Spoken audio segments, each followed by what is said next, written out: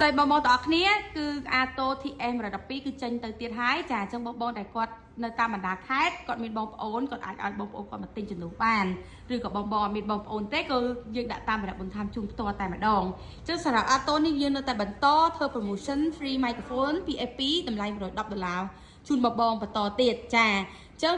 ato thì adappiนี่คือ chip brand របស់ Americ ដែលមានកម្លាំងវ៉ាត់ 1200 វ៉ាត់ដែលមានទំហំ Opler 3 ទឹក Ego 8 គ្រាប់ចា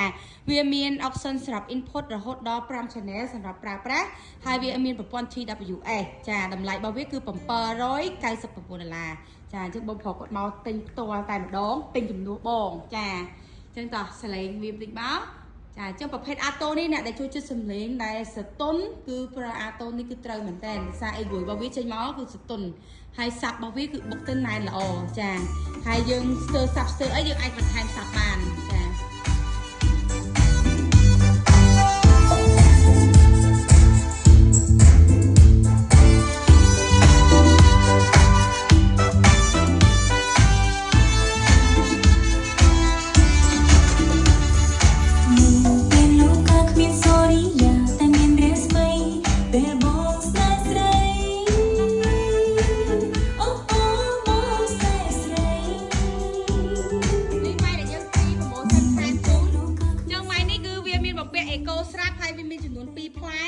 ហើយការប្រើប្រាស់អត់ពិបាកទេអ្នកបច្ចេកទេសនឹងបរៀនការប្រើប្រាស់ផ្ទាល់តែម្ដងតែបើសិនជាគាត់អត់មានពេលវេលាក្នុងការមកខាងផ្ទាល់ទេ